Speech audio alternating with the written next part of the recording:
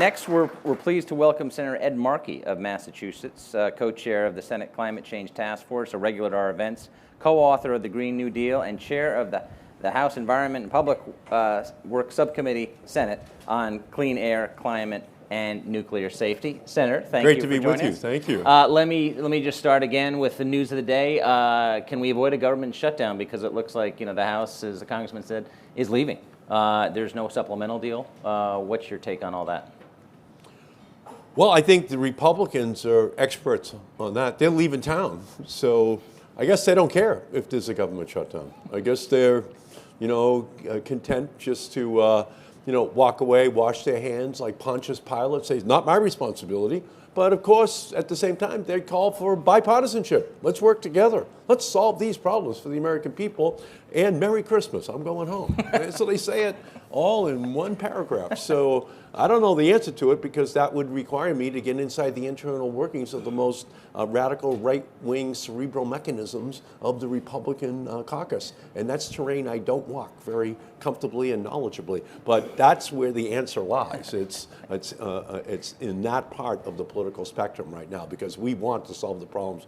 We're ready to stay here to work until we pass the legislation necessary to have our country being one that's functioning and not having the rest of the world wondering what's going on. Well, it seems like a deal is not imminent then.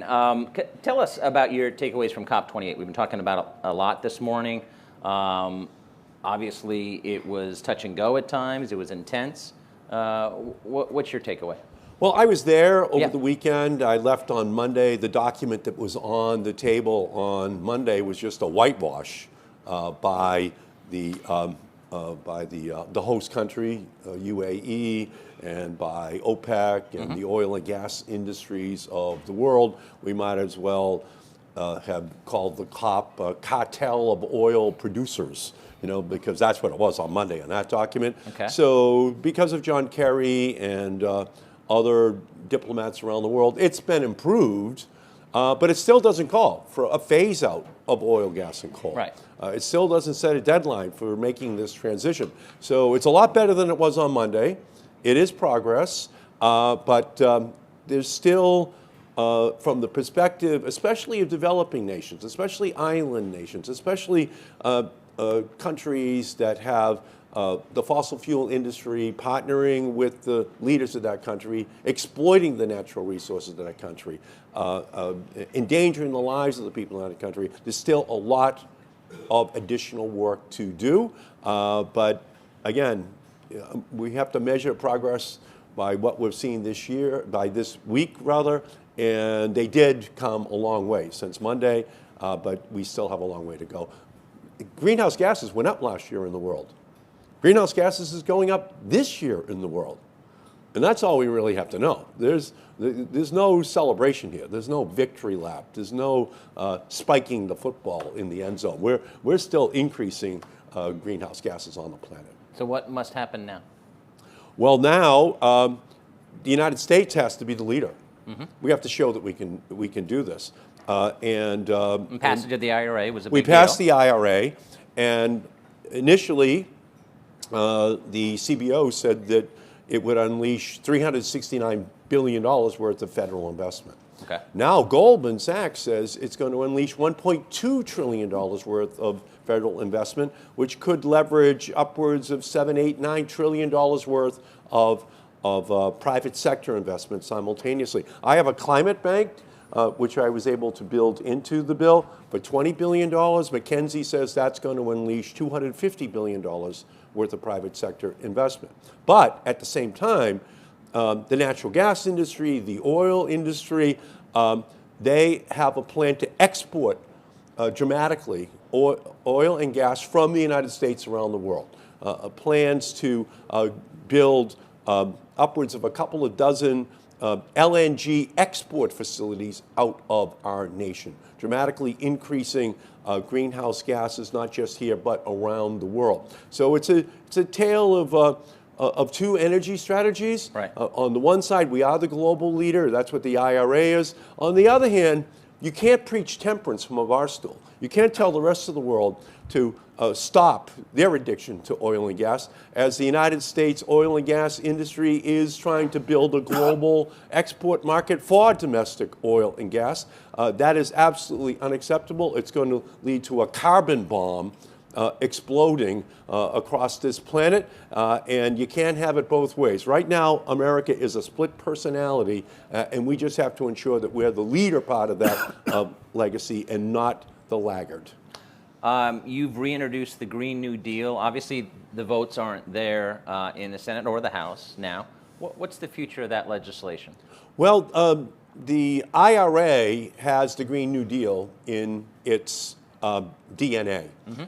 So when Alexandria Ocasio-Cortez and I introduced the Green New Deal just 5 years ago, the goal was to create a movement that would create the momentum, that would create the moment where Joe Biden could sign a bill which Goldman Sachs now says is going to unleash $1.2 trillion worth of public financing and $7 to $10 trillion worth of private sector investment. But it's not enough. We still need a Green New Deal for healthcare, a Green New Deal for education, a Green New Deal for cities.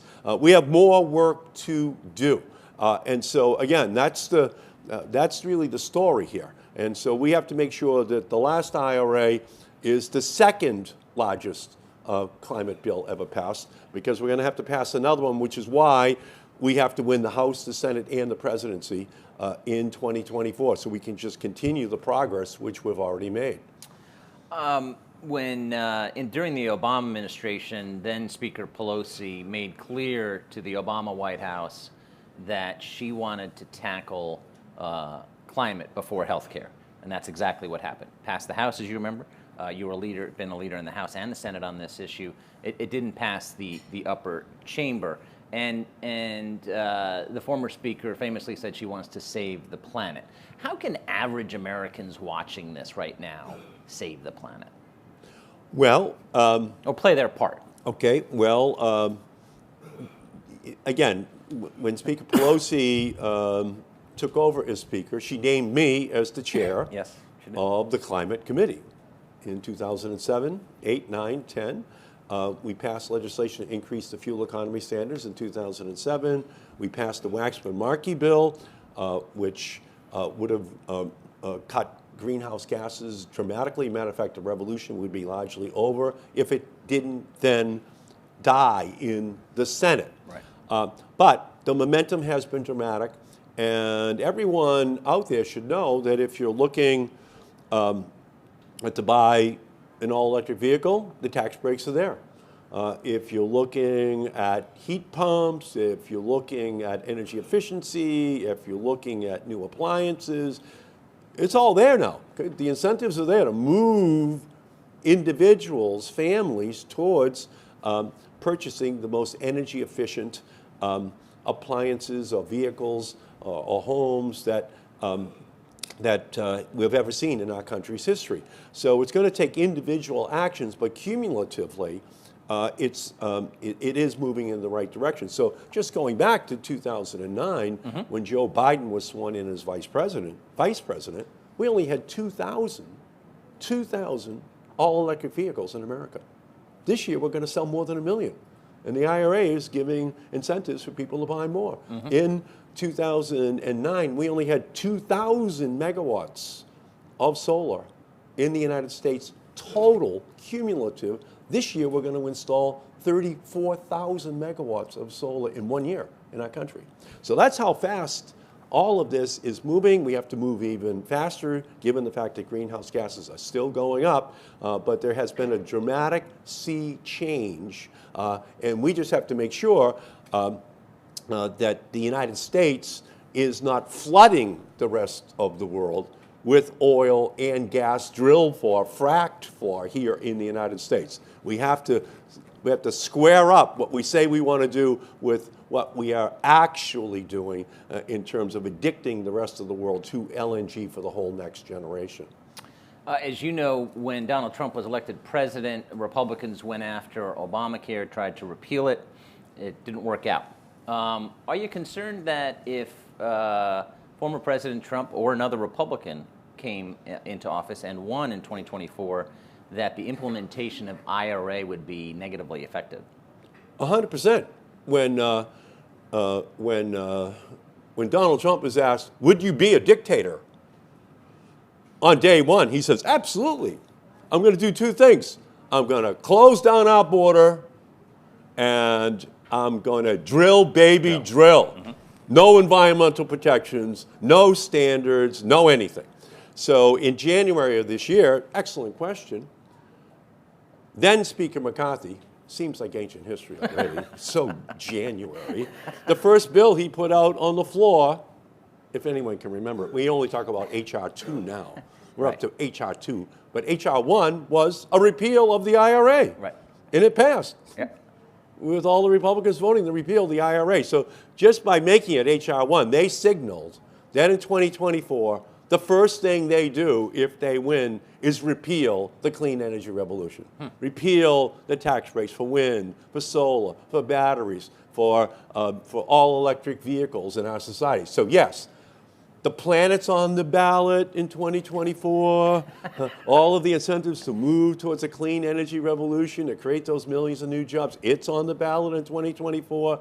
And if Trump wins and they have the House and Senate, the first thing they're going to do is just say, drill, baby, drill. And when they say, oh, I believe in energy future, but it's all of the above. And when you translate that, kind of as an anagram, it comes out to oil above all, because that's what 2025 will be all about in the Trump administration. So young people in our country, or anyone that really cares about the safety of the planet and this clean energy revolution, they should know that they've got to get out and vote and make sure that Trump does not win the presidency. Congressman Wahlberg mentioned that he doesn't have a problem with clean energy, but he does have a problem with mandates. Why are mandates so important? Well, they're incentives. Okay, we had tax breaks for the oil and gas industry for 100 years. I heard no complaints from any of those oil and gas state proponents for 100 years. All of a sudden, we want to put on tax breaks for wind and solar, and they call it socialism. Oh, look at that, socialism. I watch Fox News every night. Green New Deal, socialism. And all I can say is, if you give me oil and gas and coal level subsidies for 100 years, we'll bury those ancient fossil fuel industries. Give us some of that socialism for the new technologies that you have enjoyed for the last 100 years. That's all we're asking for, is a level playing field. But they really don't want that. Now they want to pretend that they finally believe in a level playing field after they killed the solar, the wind, and the all-electric vehicle revolution for the last 5 decades in a row. In other words, all of this didn't just unfold in the last 10 years because we invented solar and invented wind and electric. No, we finally opened up the marketplace for it that had been blocked by the special interest, by the oil, gas, and by the way, the auto industry as well. So now that we've got the revolution on, they are shaking in their boots that it's moving way too fast, and it's proving to be very popular with the American people, and the rest of the world is supporting it. By the way, last year, more money was invested in solar globally than in oil for the first time in world history, and it's only going to get bigger. And last year, globally, 83% of all new electricity was wind and solar. 83%. So they just hate hearing those numbers. And so that's what they want to shut down. That's why H.R. 1 was a repeal of all of this, because they can see how rapidly this revolution is building itself into the economy of the United States and the world. Last question, got about a minute left. You mentioned this revolution has started, but also no one should be spiking the football. Where are we going? Where are we headed in the next 5-10 years? We're heading inevitably, inexorably towards a clean energy revolution. The only real question is the pace at which we move. Right. Trump's going to try to slow it down. The House and Senate Republicans are committed to the repeal of the IRA, of the climate revolution. But I don't think they're going to be successful. I think Joe Biden will run on that issue.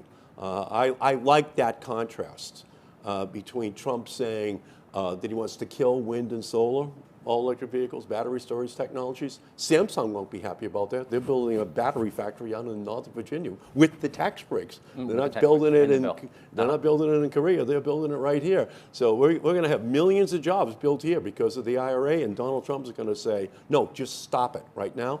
I like the contrast. We're going to win, and we're going to see the revolution accelerate even further, but we're going to save all of creation by engaging in massive million job creation in the United States. The planet is on the ballot. We'll end on that note. Senator, thank you so much. Thank you. Us. Thanks for having me Appreciate here. it. Thank you all.